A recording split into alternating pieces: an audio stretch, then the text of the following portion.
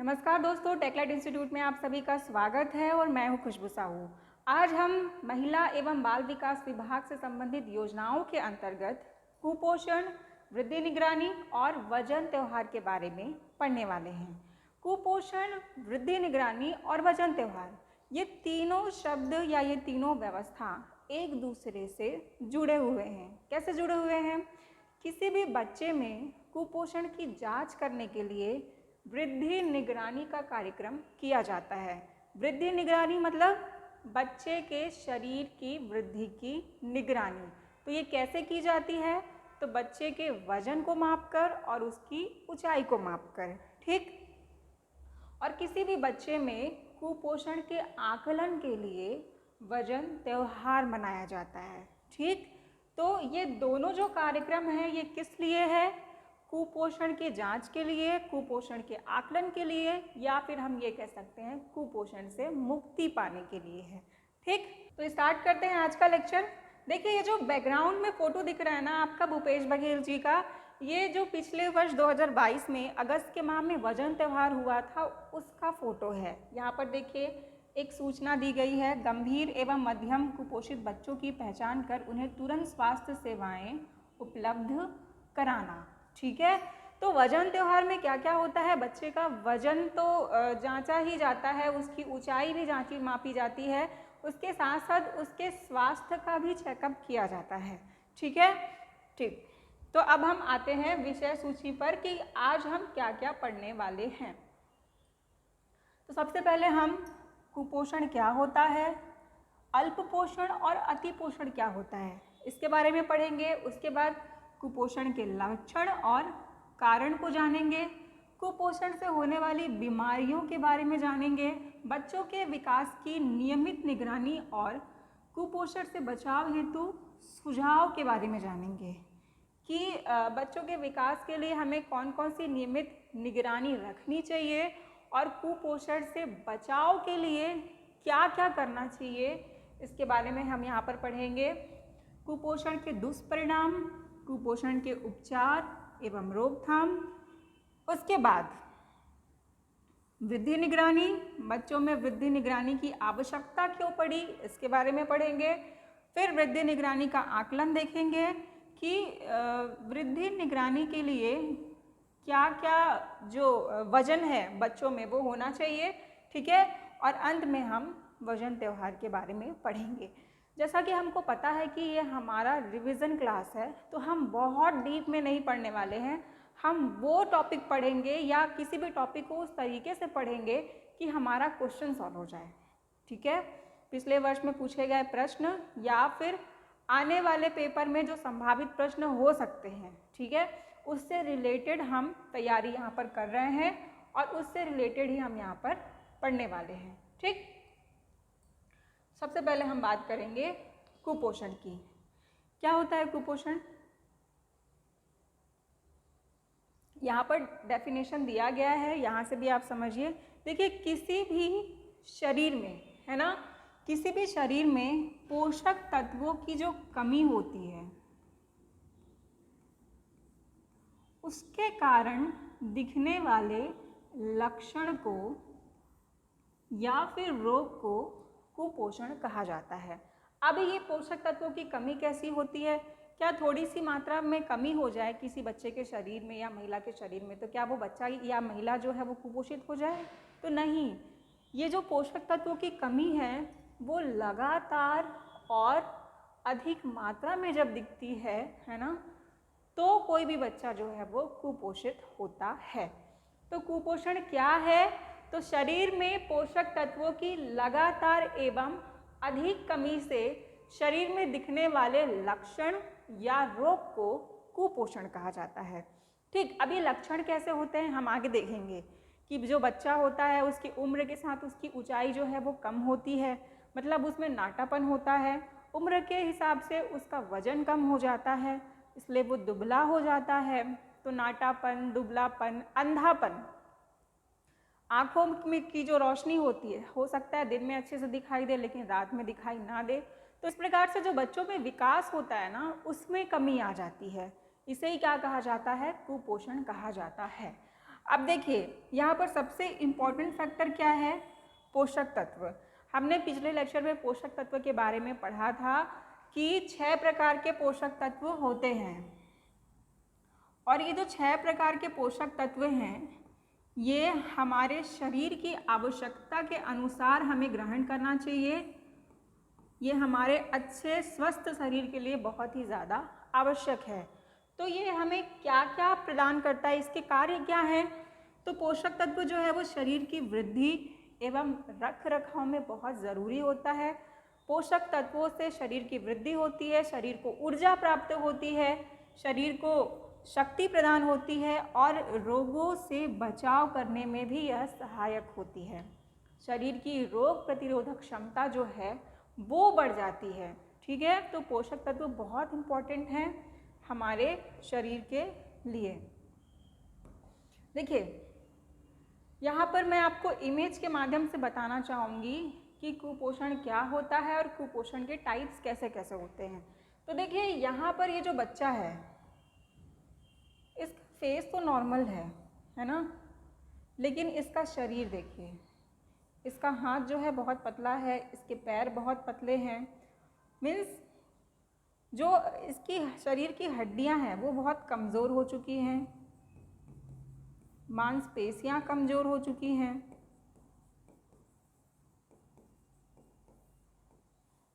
तो ये जो बच्चा है ये क्या है, ये कुपोषण का शिकार है। शरीर को उम्र के हिसाब से संतुलित आहार और पौष्टिक आहार उचित मात्रा में नहीं मिलने पर शरीर कुपोषित हो जाता है। एक शब्द है उचित मात्रा, ये आपको बहुत ध्यान में रखना है। जो भी पौष्टिक आहार है या संतुलित आहार है या पोषक तत्व है वो शरीर की आवश्यकता अनुसार उचित मात्रा में मिलना चाहिए, ना ही कम मिलना चाहिए और ना ही अधिक मिलना चाहिए, क्योंकि कम मिलने से भी कुपोषण होता है और अधिक मिलने से भी कुपोषण होता है। वो कैसे होता है हम आगे देखेंगे। और ये जो कुपोषण की बीमारी होती है ये 5 वर्ष से कम आयु के बच्चों में सबसे अधिक देखी जाती है, क्योंकि 0 से लेकर 5 वर्ष के बच्चों तक में जो शरीर की वृद्धि होती है वो बहुत तेज़ी से होती है, शरीर का विकास तेज़ी से होता है, और इसीलिए ये जो बीमारी होती है ये सबसे ज़्यादा 0 से 5 वर्ष के बच्चों में देखा जाता है। देखिए यहाँ पर अगर किसी भी बच्चे का उम्र के साथ, आयु के साथ अगर उसकी हाइट में कमी आती है या फिर उसके वेट में कमी आती है, ठीक है, तो आप ये समझिए कि उस बच्चे को अल्प पोषण है। ठीक है, अगर उम्र के साथ उसकी उम्र बढ़ रही है और उसके वजन में कमी है और उसकी ऊंचाई में कमी है तो वो जो बच्चा है उसे वो अल्प पोषण का शिकार है। और ऐसी बीमारियों को क्या कहा जाता है, मरासमस की बीमारी या फिर सूखा रोग कहा जाता है। इसमें बच्चे के शरीर की जो हड्डियां होती हैं वो कमज़ोर हो जाती है,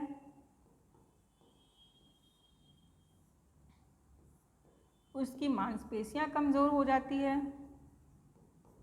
उसकी मांसपेशियों को नुकसान पहुंचता है। यहाँ पर देखिए उसका मुंह जो होता है वो सूख जाता है। ठीक है, तो ये सूखा रोग के कारण होता है, उसके पतले और कमज़ोर बाल होते हैं। तो ये जो बच्चा है ये अल्प पोषण का शिकार है। लेकिन अगर आप किसी बच्चे को अति पोषण देते हैं, मतलब कि उसके शरीर की आवश्यकता से अधिक उसे आहार देते हैं, तो बच्चा जो है वो अति पोषण का शिकार होता है और ये भी कुपोषण का ही एक प्रकार है।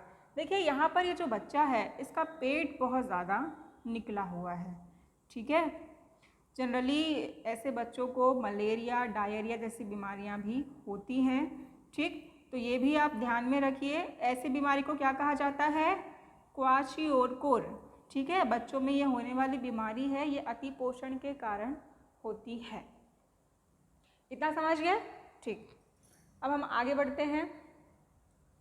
कुपोषण के लक्षण, क्या क्या लक्षण होते हैं कुपोषण के? देखिए, जन्म के समय कम वजन, किसी भी बच्चे का जो वजन होता है वो जन्म के समय कितना होना चाहिए, तो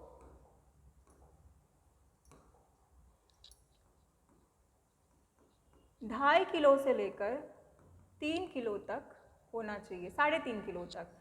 किसी भी बच्चे का जन्म के समय वजन 2.5 किलो से लेकर 3.5 किलो तक होना चाहिए।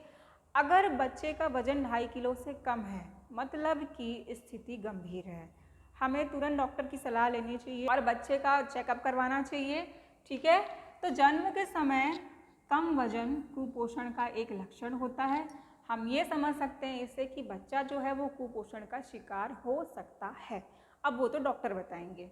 ठीक, बचपन में बाधित विकास। बाधित विकास से क्या समझ रहे हैं? वही जो हमने अभी इससे पहले पढ़ा था। बाधित विकास मतलब उम्र के साथ उसका वजन कम हो रहा है, उसकी हाइट कम हो रही है, ठीक है, उसके शरीर का कोई अंग ठीक से काम नहीं कर रहा है, या फिर अंधापन है, या फिर खून की कमी है,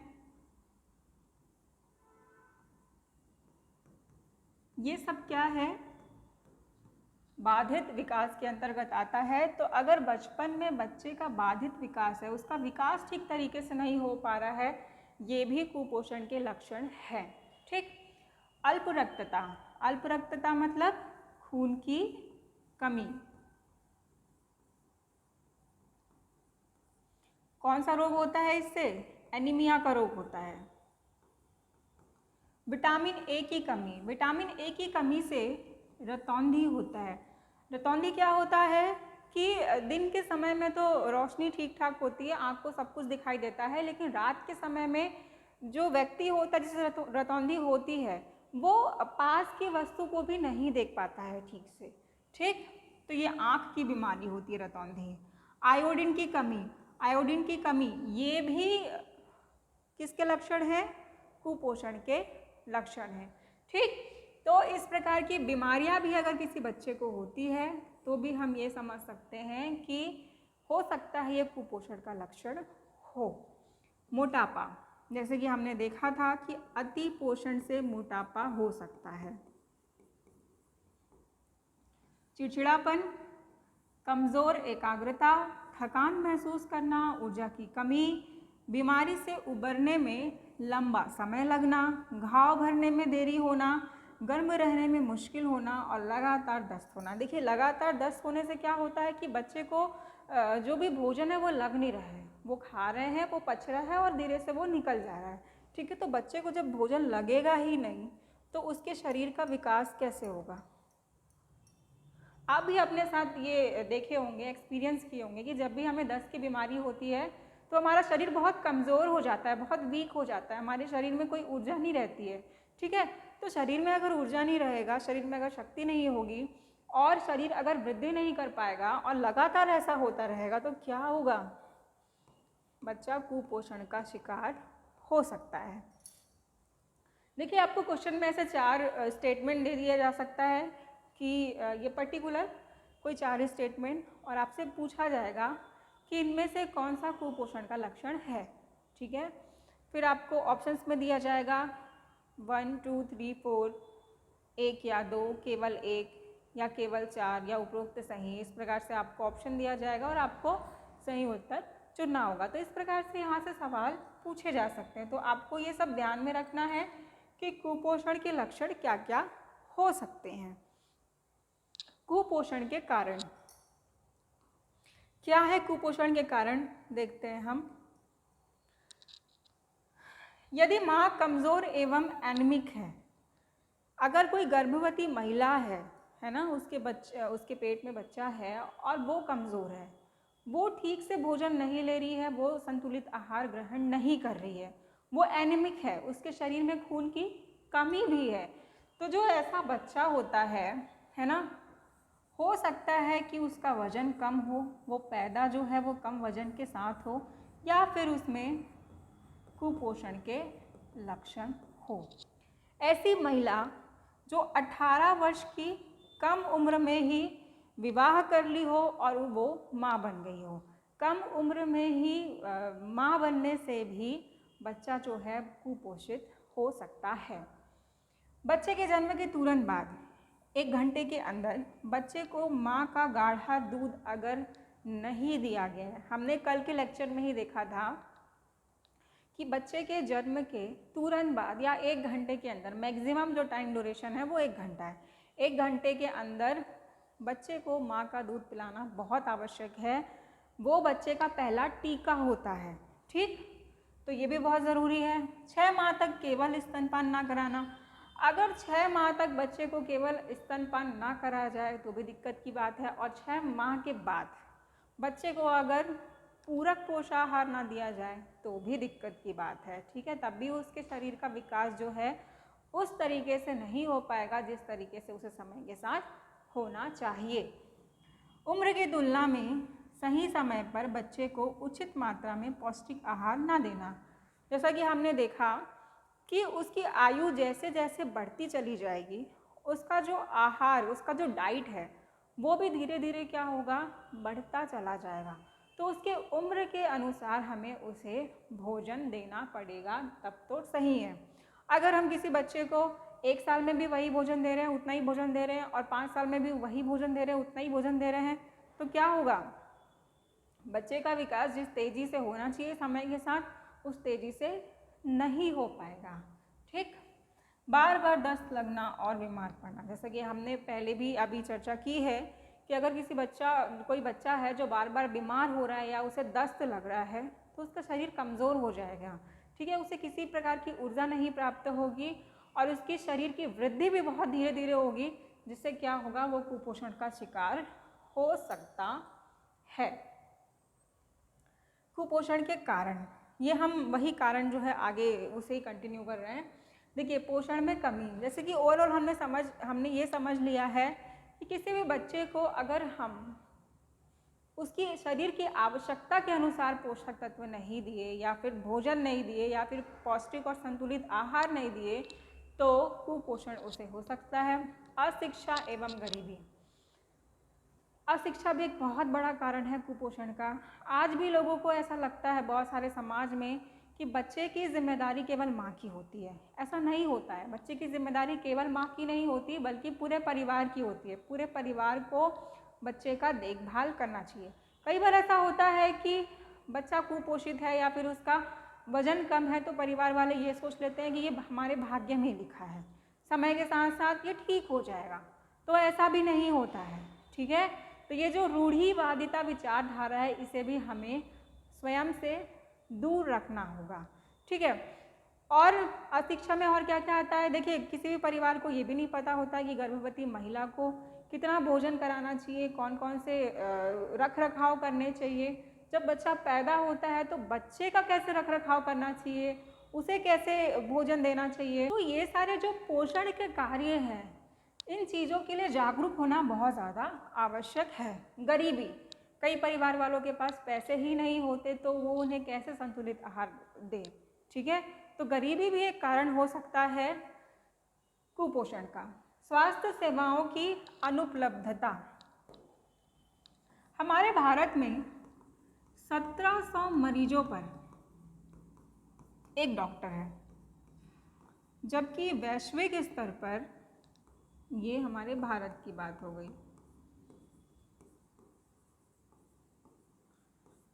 जबकि वैश्विक स्तर पर 1000 डॉक्टर के पीछे, 1000 मरीजों के पीछे 1.5 डॉक्टर हैं। तो ये भी एक बहुत बड़ी समस्या है कि हमारे यहाँ स्वास्थ्य सेवाओं की उचित उपलब्धता नहीं है। आज भी आप देखिए, जो दूर दूर के गांव हैं वहाँ पर उतनी अच्छी फैसिलिटी नहीं है चिकित्सा की। तो ये भी एक कारण है। बाल विवाह एवं जल्द गर्भधारण, जैसा कि हमने पहले भी देखा कि अगर 18 वर्ष से कम आयु में किसी महिला का विवाह हो जाता है और वो प्रेग्नेंट हो जाती है, गर्भवती हो जाती है, तो भी बच्चे को वो पोषण नहीं मिल पाता जो उसे आवश्यक है। अब हम बात करते हैं कुपोषण से जो बीमारियां होती है उसके बारे में। सबसे पहले हम देखते हैं स्टनिंग। स्टनिंग क्या होता है, वही कि उम्र तो बढ़ रही है ना, लेकिन बच्चे की हाइट जो है वो कम है, उसके हिसाब से वो विकसित नहीं हो रहा है। दूसरा वास्टिंग, वास्तव में क्या होता है कि हाइट तो बढ़ रहा है लेकिन वजन जो है वो कम होता जा रहा है। तीसरा, क्वाशीओरकोरी, ये हमने देखा था, ये किसके कारण से होता है? तो अति पोषण के कारण से होता है। जो बच्चा होता है उसका पेट जो है वो निकल जाता है। ठीक। मरासमस, ये भी हमने देखा था, सूखा रोग। इससे क्या होता है? हड्डियां जो है वो कमज़ोर हो जाती है, कमज़ोर और मुलायम हो जाती है। माइक्रोन्यूट्रिएंट्स, हमने कल के लेक्चर में पढ़ा था ना, मैक्रोन्यूट्रिएंट्स एंड माइक्रोन्यूट्रिएंट्स। तो जो माइक्रोन्यूट्रिएंट्स होते हैं, है ना, जो विटामिन्स होते हैं, उनकी कमी से, विटामिन, खनिज लवण की, मिनरल्स की कमी से क्या होता है? कुपोषण की बीमारी हो सकती है। जैसे vitamin A, multivitamin, zinc, copper, iron, इन सब की कमी से भी कुपोषण हो सकता है। और इसकी पूर्ति के लिए क्या किया जा सकता है? डॉक्टर की सलाह लेकर उन्हें सप्लीमेंट दिया जा सकता है। ठीक, कुछ नोट है, इसे भी हम पढ़ लेते हैं। विश्व स्वास्थ्य संगठन एवं यूनिसेफ के अनुसार कुपोषण कैसे दिखता है किसी बच्चे में? तो उसके नाटापन से, उसके दुबलापन से, उसके कम वजन से, और अगर उसमें खून की कमी है तो हम समझे कि हाँ, बच्चे को तय है कि कुपोषण की बीमारी तो है। ठीक, अब हम आगे बात करते हैं बच्चों के विकास की नियमित निगरानी और कुपोषण से बचाव हेतु क्या क्या सुझाव हो सकते हैं। अब ये सुझाव कौन दे रहा है? तो ये सुझाव जो है आंगनबाड़ी कार्यकर्ता को दिया जा रहा है, या फिर आंगनबाड़ी कार्यकर्ता उन परिवारों को दे रही हैं जो कि जिनके बच्चे जो हैं वो कुपोषण के शिकार हैं। तो देखिए, आंगनबाड़ी केंद्र की जो कार्यकर्ता है वो अपने क्षेत्र के बच्चों की एक सूची तैयार करती है। ठीक है, मान लीजिए हमने यहाँ पर देख लिया सूची, बच्चों का वो एक रिपोर्ट बनाती है, उनके विकास की नियमित निगरानी रखती है। अब इसमें क्या होगा? इस रिपोर्ट में क्या होता है? तो बच्चे का जो हर महीने वजन लिया जाता है ना, उसके ऊंचाई का जो मापन किया जाता है, इसके बारे में यहाँ पर रिपोर्ट होता है। ठीक, उनके विकास की नियमित निगरानी रखती है और सभी बच्चों के माता पिता और अन्य परिवार वालों को निम्नलिखित बातों को समझाती है। तो कार्यकर्ता का क्या काम होता है कि जितने भी बच्चे होते हैं जिनका आंगनबाड़ी में पंजीयन होता है, उनका वो एक सूची बनाती है। ठीक, और उसमें उनके विकास की निगरानी रखती है और माता पिता को क्या बताती हैं? वो कुपोषण क्या है और इसके कारण क्या हो सकते हैं। माता पिता को जागरूक करती है कि कुपोषण क्या होता है और इसके क्या क्या कारण हो सकते हैं। जन्म से लेकर 3 साल तक के शिशुओं का वजन प्रति माह लिया जाता है। ठीक है, 0 से लेकर 3 साल तक के बच्चों का वजन या तो आंगनबाड़ी केंद्र में या तो वो संबंधित माता पिता को कहती है कि प्रति माह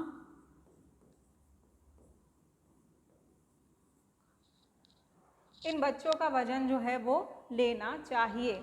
5 साल तक के बच्चे के लिए शारीरिक वृद्धि का आकलन जो है वो ग्रोथ चार्ट के माध्यम से देखा जाना चाहिए। देखिए, ये जो MCP है ना, ये एक्चुअली क्या है मैं आपको बताती हूँ। MCP जो है ये एक 40 पेज का एक बुक होता है जो कि जो आंगनबाड़ी होता है या महिला बाल विकास विभाग द्वारा उन गर्भवती महिलाओं को दिया जाता है जिनका पंजीयन आंगनबाड़ी केंद्र में होता है। इस बुक में गर्भवती माँ के पूरे 9 महीने तक की जर्नी से लेकर बच्चे के 6 वर्ष तक के होने तक के बीच में जो भी माँ को बच्चे के रख रखाव के लिए, उसके पोषण के लिए, उसकी सुरक्षा के लिए दिशा निर्देश दिए गए होते हैं। ठीक है, तो यहाँ पर क्या कहा जा रहा है कि जन्म से लेकर 3 साल तक के बच्चों का हर माह वजन लेना चाहिए और MCP में उसे दर्ज करना चाहिए। ठीक है, उससे क्या पता चलेगा? अगर हर महीने बच्चे का वजन लिया जाएगा 3 साल तक तो उसे एक पैटर्न समझ में आएगा कि उसके बच्चे का जो वजन है वो प्रति माह कितना बढ़ रहा है और क्या वो स्वस्थ है या फिर वो मध्यम कुपोषित है या फिर वो गंभीर कुपोषित है। ठीक है।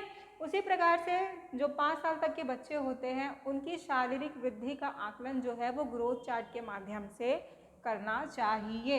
0 से 3 वर्ष के उम्र के बच्चों की लंबाई जो है वो प्रत्येक माह लेनी चाहिए और 3 से 5 साल के बीच के बच्चों की जो लंबाई है वो अगर हर माह संभव नहीं है तो हर 3 माह में लेना चाहिए। ठीक, तो इतने से आपको क्या समझ में आया कि क्या करना चाहिए।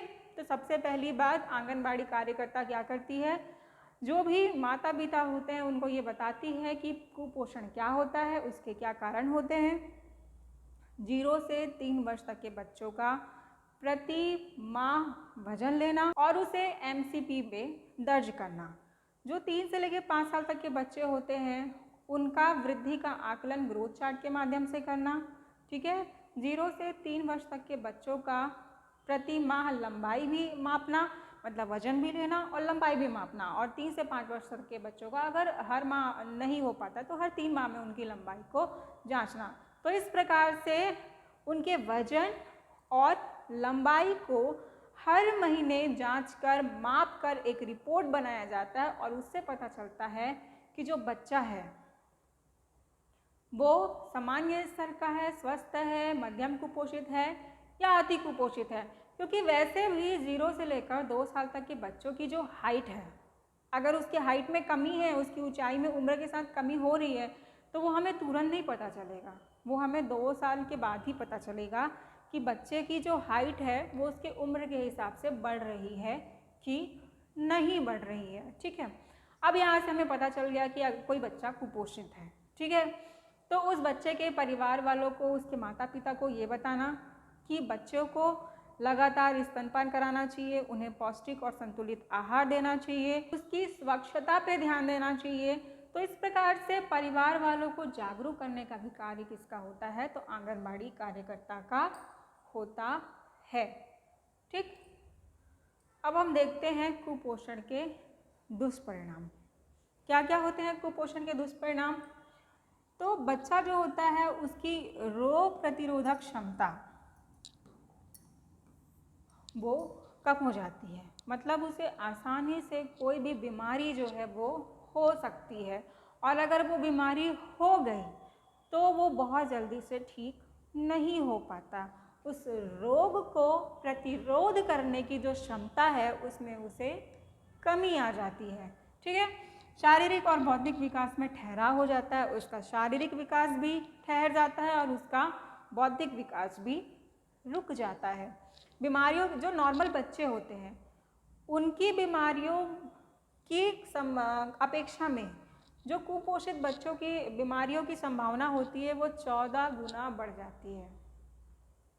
बच्चों की मृत्यु की संभावना 3 गुना बढ़ जाती है, मतलब सामान्य बच्चे की जो मृत्यु है उसकी अपेक्षा कुपोषित बच्चों के मृत्यु की संभावना 3 गुना बढ़ जाती है और गंभीर कुपोषित बच्चों की मृत्यु की संभावना 8 गुना बढ़ जाती है।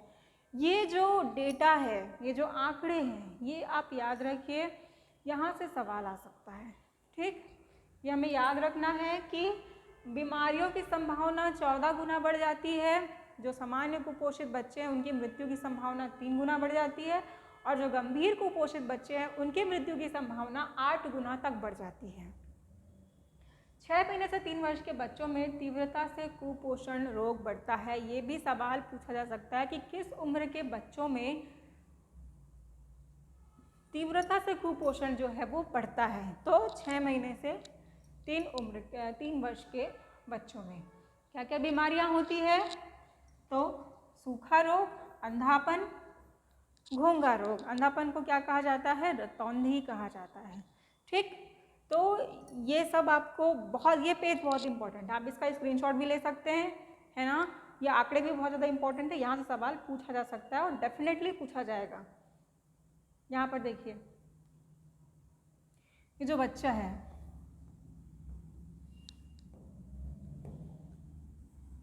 इसे सूखा रोग है। देखिए इसके पैर जो हैं कैसे टेढ़े से हो गए हैं। ये देखिए, ये नॉर्मल बोन्स हैं और ये रिकेट्स मतलब सूखा रोग के बोन्स हैं। इनकी जो हड्डियां होती हैं वो कमज़ोर हो जाती है। ठीक, और यहाँ पर देख रहे हैं हम घोंघा रोग को। घोंघा रोग में क्या होता है, ये जो गला होता है ना, ये सूज जाता है। ठीक, तो इस प्रकार के रोग भी हमें कुपोषित बच्चों में देखने को मिलता है। अब कुपोषण के उपचार के बारे में हम बात करते हैं। यहाँ पर देखिए आपको इमेज में ही बहुत कुछ समझाया जा रहा है और हम पहले भी पढ़ चुके हैं कि कुपोषण का उपचार क्या क्या हो सकता है, फिर भी एक बार हम इसे सरसरी निगाह में देख लेते हैं। तो देखिए, गर्भधारण का पता चलने पर 1 माह के अंदर महिला नज़दीकी अस्पताल या आंगनबाड़ी में पंजीयन करवाए ताकि नियमित जांच और पोषण आहार उसे प्राप्त हो सके। तो सबसे पहले किसी भी महिला को जब ये पता चलता है कि वो गर्भवती है, तो या तो उसे किसी अस्पताल में या तो आंगनबाड़ी केंद्र में अपना पंजीयन करवाना चाहिए और उसे नियमित रूप से, चाहे किसी चिकित्सक की सलाह हो या फिर आंगनबाड़ी कार्यकर्ता की, उसकी सलाह लेनी चाहिए कि उसे पोषण कैसा लेना है, उसके स्वास्थ्य की जांच समय समय पर हो रही है कि नहीं। ठीक है, तो इससे क्या होगा कि उसे पहले से ही पता होगा, वो पहले से ही अवेयर रहेगी कि उसका बच्चा कैसे स्वस्थ पैदा होगा। ठीक, जन्म के 1 घंटे के अंदर माँ का दूध पिलाएं, साथ ही आने वाले 6 माह तक केवल माँ का दूध पिलाएं और 6 महीने के बाद पूरक पोषाहार भी उसे दिलाएं, मतलब कि माँ के दूध के साथ भी उसे अतिरिक्त भोजन दे। बच्चे के जन्म के तुरंत बाद नियमित रूप से वजन ले, प्रति माह उसका वजन ले और ये देखें कि बच्चे के हर माह उसके वजन में कितने की वृद्धि हो रही है। ठीक,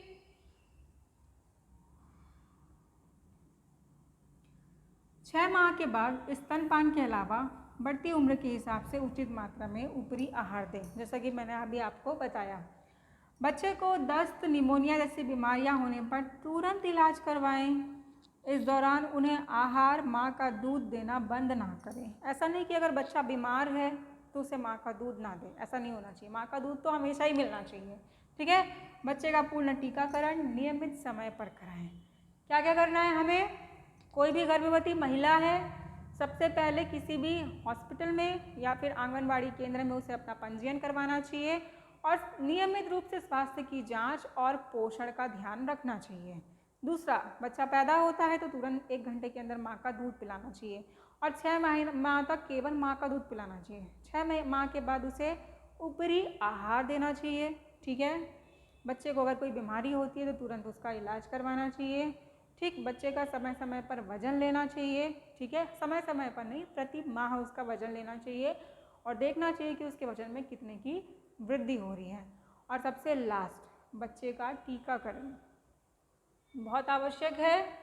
टीकाकरण बहुत आवश्यक है, वरना उसे बीमारियां हो सकती है। कुपोषण की रोकथाम एवं बचाव।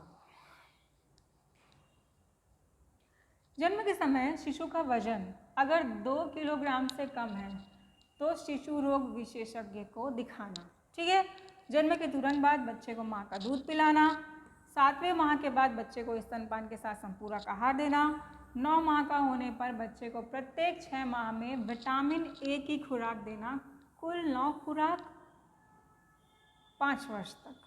ये एक अलग पॉइंट है ना। 9 माह का होने पर अगर बच्चा 9 माह का हो जाता है, ठीक है, उसके बाद प्रत्येक 6 महीने में विटामिन ए का उसे खुराक देना, कुल 9 बार 5 वर्ष तक। ठीक है, ये आप ध्यान में रखना। यदि बच्चे में खून की कमी है तो बच्चे को आयरन, फॉलिक एसिड की गोली दें तथा लौह युक्त पदार्थों एवं विटामिन सी युक्त खाद्य पदार्थों को भोजन में शामिल करने की सलाह दें। मतलब कि शरीर में जिस चीज़ की भी कमी है उससे संबंधित सप्लीमेंट बच्चे को देना चाहिए ताकि उसे संपूर्ण रूप से पोषक तत्व मिले। अब हम बात करेंगे वृद्धि निगरानी के बारे में। वृद्धि से आप क्या समझते हैं? तो किसी भी जीव, चाहे वो पौधा हो, मनुष्य हो या जीव जंतु हो, किसी भी जीव की आकार या वजन में नियमित रूप से बढ़ोतरी को वृद्धि कहा जाता है। ठीक है, किसी भी जीव के आकार या वजन में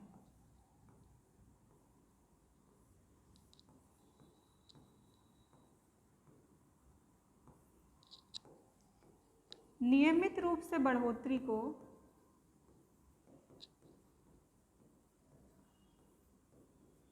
वृद्धि कहा जाता है।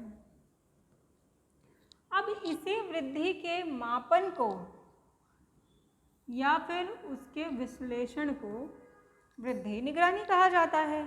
ठीक है, एक बच्चे की वृद्धि को नियमित अंतराल से मापना या फिर उसका विश्लेषण करना वृद्धि निगरानी कहा जाता है। समझ में आया?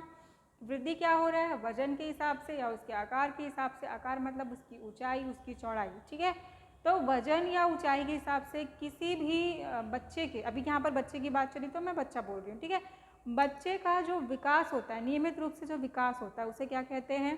वृद्धि कहते हैं। और उसका ही मापन करना या विश्लेषण करना वृद्धि निगरानी कहा जाता है। ठीक, अब इस वृद्धि का निगरानी कैसे किया जाता है? तो प्रत्येक माह किया जाता है। ठीक, यहाँ पर देखते हैं हम, जन्म से लेकर 3 वर्ष तक के सभी बच्चों का प्रत्येक माह वजन लेना चाहिए। 3 से 5 वर्ष तक के अत्यंत कुपोषित बच्चों का भी प्रत्येक माह लेना चाहिए। 3 से 5 वर्ष तक के वे बच्चे जो संभावित खतरे की सीमा में है, उनका भी प्रत्येक माह लेना चाहिए। मतलब कि जितने भी बच्चे हैं, है ना, जो कहाँ से कहाँ तक हैं, 3 से 5 वर्ष तक के बच्चे हैं, इनका प्रत्येक माह उनका वजन और उनकी ऊंचाई का माप करना चाहिए। 3 से 5 वर्ष तक के जो सामान्य श्रेणी के बच्चे हैं, अगर प्रति माह नहीं हो सकता तो हर 3 माह में उनका निगरानी रखना चाहिए। मतलब कि केवल वो बच्चे जो कुपोषित हैं या मध्यम रूप से कुपोषित हैं या जिनमें कुपोषण के लक्षण दिख रहे हैं, केवल उनका ही वृद्धि निगरानी नहीं रखना है, सभी बच्चों का रखना है। ठीक है, सभी बच्चों का रखना है। और अगर आपको ऐसा लगता है कि आपका बच्चा सामान्य है, स्वस्थ है उसका शरीर, तो हर 3 माह में उसका वृद्धि निगरानी कीजिए, लेकिन आप कीजिए।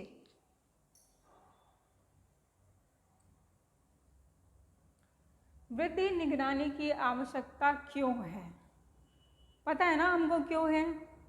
ताकि बच्चा जो है वो स्वस्थ रहे, उसकी नियमित रूप से वृद्धि हो सके। ठीक है, कुपोषण की स्थिति तो कहीं नहीं आ गई है। इसके लिए देख लेते हैं एक बार। प्रदेश में कुपोषण की दर अधिक है। यदि वृद्धि निगरानी ना किया जाए तो इनकी पहचान संभव नहीं होगी। फलस्वरूप निदान के बारे में कार्य योजना बनाना मुश्किल हो जाएगा। ठीक है, तो बच्चों में कुपोषण की स्थिति को जानने के लिए या कुपोषण की जांच करने के लिए, जैसा कि मैंने पहले भी आपको बताया है कि बच्चों में कुपोषण की स्थिति को जांचने के लिए और उसके रोकथाम के लिए वृद्धि निगरानी किया जाता है। कुपोषण से होने वाली बीमारियों को रोकने के लिए, कुपोषण के प्रति लोगों में जागरूकता लाने एवं दुष्परिणाम से अवगत कराने के लिए, शिशु मृत्यु दर, बाल मृत्यु दर में कमी लाने के लिए, कुपोषण से निपटने के लिए रणनीति एवं कार्य योजना तैयार करने के लिए, कम वजन वाले बच्चे एवं गंभीर कम वजन वाले बच्चों की पहचान करने के लिए तथा उन्हें सामान्य वर्ग में लाने के लिए वृद्धि निगरानी की आवश्यकता है। स्टेटमेंट आप एक बार बस पढ़ लीजिए, याद करने की या रटने की आवश्यकता नहीं है, ये समझने की चीज़ है ना। एक बार आप समझ लीजिए, फिर हम आगे बढ़ते हैं।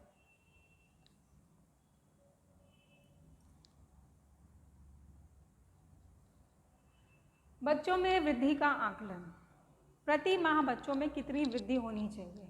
ठीक है, तो देखते हैं, जन्म से लेकर 6 माह का जो बच्चा होता है उसमें प्रति माह 500 से 800 ग्राम उसके वजन में वृद्धि होनी चाहिए। 7 महीने से लेकर 1 वर्ष तक के बच्चे में 300 से लेकर 400 ग्राम प्रति माह होना चाहिए। 1 साल से लेकर 3 वर्ष के बच्चे में 150 से लेकर 200 ग्राम और 3 से लेकर 5 वर्ष के बच्चे में लगभग 125। ये देखिए डिक्रीजिंग ऑर्डर है, याद रखने में दिक्कत नहीं होगा। ये स्लॉट आप ध्यान में रखिए, 0 से 6 माह, 7वें माह से लेकर 1 वर्ष, 1 वर्ष से लेकर 3 वर्ष और 3 वर्ष से लेकर 5 वर्ष। अब देखिए, जो 0 से लेकर 6 माह तक का बच्चा है उसका वजन जो है ज़्यादा बढ़ता है। प्रति माह देखिए 500 से 800 ग्राम है ना, ये ज़्यादा बढ़ता है। उसके बाद 300 से 400, फिर 150 से 200।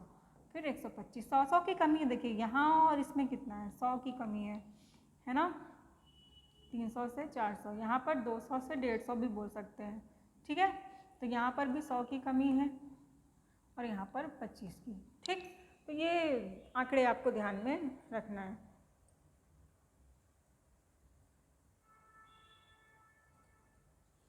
अब हम बात करते हैं वजन त्यौहार की। वजन त्यौहार जो है वो 2012 में प्रारंभ हुआ था। सबसे इम्पोर्टेंट बात तो यही है, हर वर्ष ये कब होता है वजन त्यौहार, तो अगस्त के माह में होता है। पिछले वर्ष 2022 में अगस्त के माह में वजन त्यौहार हुआ था। क्यों किया जाता है, तो 5 वर्ष तक के बच्चों में कुपोषण दर के आकलन हेतु डेटाबेस तैयार करने के लिए। ये देखिए, ये बहुत इम्पोर्टेंट है। कुपोषण दर का आकलन करने के लिए वजन त्यौहार मनाया जाता है।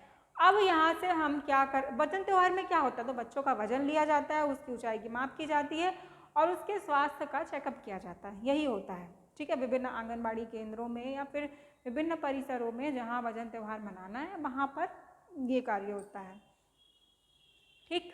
और इससे क्या किया जाता है, तो उसके कुपोषण के दर का आकलन किया जाता है कि हमारे राज्य में कुपोषण की दर पिछले वर्ष कितनी थी और अब कितने होने वाली है।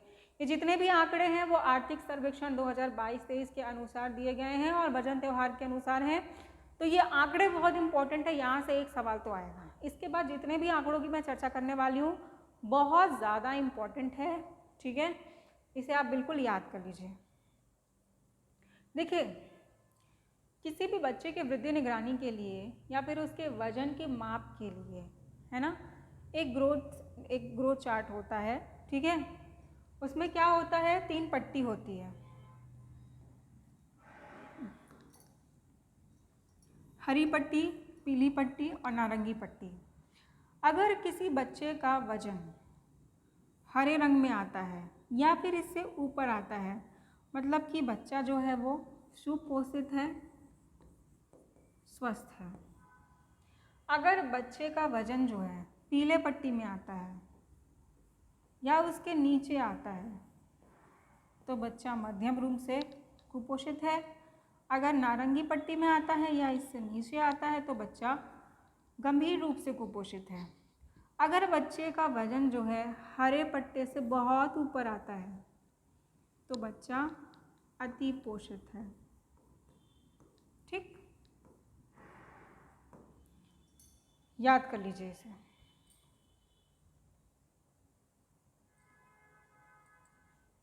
हरा, पीला, नारंगी। हरा स्वस्थ है, पीला मध्यम कुपोषित, नारंगी गंभीर कुपोषित, ठीक। वजन त्यौहार, महिला एवं बाल विकास विभाग द्वारा वजन त्यौहार 2022 के आंकड़े बहुत इम्पोर्टेंट है, ये आप ध्यान में रखिए। 2019 में बच्चों पे कुपोषण की दर 23.37 थी, 2021 में 19.86 और 2022 में 17.76% है। तो यहाँ से हमें क्या समझ में आ रहा है, एक तो ये कि कुपोषण में लगातार कमी होती जा रही है, कुपोषण की दर में 2019 से लेकर 2022 तक कितनी कमी हो चुकी है, 5.61% की कमी हो चुकी है, ठीक। और 2019 से लेकर 2022 तक कितने प्रतिशत की कमी हो चुकी है, तो लगभग 2% की, ठीक है। तो ये आपको ध्यान में रखना है ना। ये आंकड़े आ सकते हैं, ये आंकड़ा बहुत इंपॉर्टेंट है कि 2022 में कुपोषण की दर कितनी है, तो 17.76। 2019 से लेकर 2022 तक में 5.61 की कमी आई है और ये आप इसे माइनस कर लीजिए, कितना होगा, 2%, 2.1%, ठीक है। और 2019 से लेकर, हो सकता है पिछली बार भी मैं 2019 ही बोली हूँ, 2021 से लेकर 2022 तक, है ना, 2% की कमी आई है, 2.1%। क्या इम्पोर्टेंट है यहाँ पर, तो 2022 में कुपोषण की दर, ठीक है, 21 से लेकर 22 तक में कितने की कमी है? 2.1% की। और 19 से लेकर 22 तक में कमी कितनी है? तो 5.61% की। ये आंकड़े बहुत इम्पोर्टेंट हैं, बहुत ज़्यादा। राष्ट्रीय परिवार एवं स्वास्थ्य सर्वेक्षण के अनुसार कुपोषण की दर को भी हम यहाँ पर देख लेते हैं। आधार अलग अलग है, ठीक है, ध्यान में रखिएगा। देखिए, NFHS मतलब नेशनल फैमिली हेल्थ सर्वे, राष्ट्रीय परिवार एवं स्वास्थ्य सर्वेक्षण 2015-16 में जब सर्वे हुआ था तो कुपोषण का राष्ट्रीय औसत 35.8 था और बच्चों में कुपोषण की दर 37.7% थी। जब 2018 में यही जो कुपोषण की दर है बच्चों में 40% थी।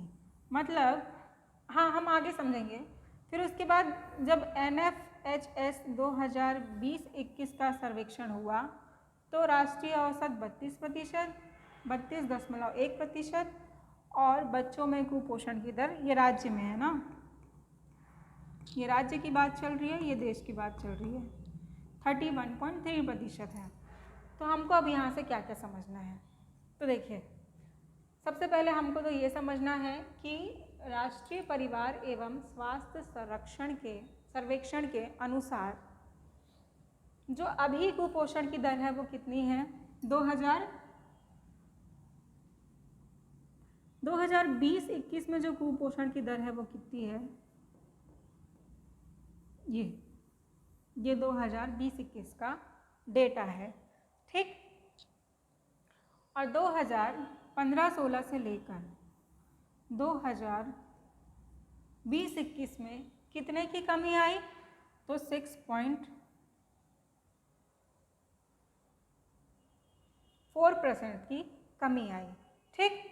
और 2018 से लेकर 2021 तक में कितने की कमी आई? तो यहाँ पर 8.7 की कमी आई। शांत हो जाइए, बहुत सारे आंकड़े हो गए, समझ रही हूँ मैं। फिर से देखते हैं। हमने वजन त्यौहार का तो देख लिया था, याद भी कर लिया, कितना कितना था? 17.76 है ना। जो पिछले वर्ष के मुकाबले में जो कमी आई वो 2.1% था और जो पिछले वर्ष के हिसाब से जो आई थी वो टोटल 5.6 कुछ था, ठीक है। अब थोड़ा हम इसके आंकड़ों को देख लेते हैं। यहाँ पर देखिए, जो भी आंकड़े हैं वो 22 तक गए ही नहीं हैं। 2015-16 और 20-21 मतलब ये हर 5 साल में इनका सर्वेक्षण होता है, ये हर साल तो होता ही नहीं है, ठीक है। अब 5 साल के सर्वेक्षण की बात की गई है तो 21 तक ही हम पहुँचे हैं। तो 21 तक कितना प्रतिशत है छत्तीसगढ़ में? तो 31.3 और पहले कितना था? 37.7। तो टोटल जो कमी कितने की आई है? तो ये आपको ध्यान में रखना है, 6.4% की आई है। बस इतना ही ध्यान में रखो और कुछ मत ध्यान में रखो। बीच का जो हिसाब किताब है, बीच में थोड़ा बढ़ गया था, 40% था, है ना। और उसके हिसाब से अगर हम कमी देखेंगे तो 8.7% की कमी आई, ठीक। ये पैटर्न को आप समझिए, बहुत कुछ ऐसे आपको याद रखने की ज़रूरत नहीं है। आंकड़ों को एक बार देख भी लेंगे तो भी ऑप्शंस में आएंगे तो आप उसे राइट तो क्लिक कर ही सकते हो। ये देखिए, पूरक पोषण आहार दिया जा रहा है इन बच्चों को। ये आंगनबाड़ी केंद्र की फ़ोटो है जहाँ पर बच्चों को 3 साल से ज़्यादा उम्र के बच्चों को गर्म पका हुआ भोजन दिया जा रहा है, ठीक। अब कुछ और महत्वपूर्ण बातें हम देख लेते हैं। यहाँ पर हम कुछ महत्वपूर्ण दिन और कार्यक्रम को देखने वाले हैं, ठीक है। तो स्टार्ट करते हैं। ग्रामीण स्वास्थ्य स्वच्छता एवं पोषण दिवस, VHSND, ठीक। ये जो दिवस है ये मनाया जाता है, लेकिन इसके पूर्व 0 से 6 वर्ष तक के बच्चों की वृद्धि की निगरानी की जाती है। इस दिवस को मनाने से पहले 0 से 6 वर्ष तक के बच्चों की वृद्धि की निगरानी की जाती है।